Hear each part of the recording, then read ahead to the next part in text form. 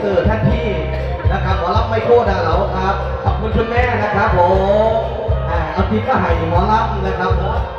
ก็ให้คุณแม่ด้วยสุขภาพแข็งแรงครอบครัวอบอุ่นนะครับดร.เต้ยนะครับระดับสลับเรียนกับหมอลำนะครับทีมงานของอาจารย์ไมโคร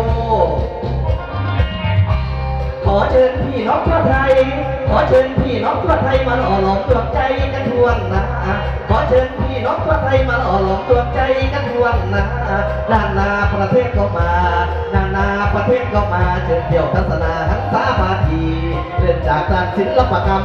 เริ่มจากการศิลปกรรมการแสดงพื้นบ้านสื่อสารดนตรีก็เป็นสื่อทางสรรค์สิ่งดีเป็นสื่อทางสรรค์สิ่งดีเอาศาสตร์ศิลป์ดนตรีเป็นแนวนำทางดนตรีเป็นแนวนำทาง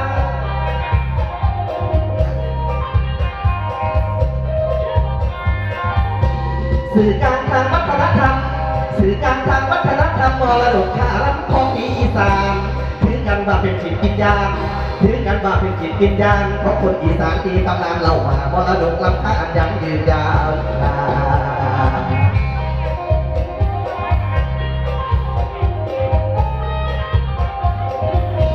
เริ่มจากล้อลำเพชรเบิร์นเริ่มจากล้อลำเพชรเบิร์นศิลปะอีสานถ้าออกตึกแหลกใหม่เสียแค่จับใจตัวแล้วแหน่แหลมแตนแหลมแตนตาแล้วแหน่แหลมตอยแหลมตอยอดที่ก้อยกระจังบาต่อลูกต้อยเลี้ยวกระต้อยลูกโป้ลำกอดโอ้ละนอสุดแสดงล้อรับละลองยาวจังหลงเตยไปบอกแค่กาให้ค่อยฟังใบบอกแค่กาให้ค่อยฟังใบศิลปะอีสานท่าไถมวนซื้อมวนซื้อมวนซื้อมวนซื้อ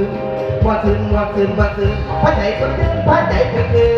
มันหือมวนสะอ่อนทุกตอนของศิลปะการแสดงทุกตอนของศิลปะการแสดงสร้างความหาเพต่อ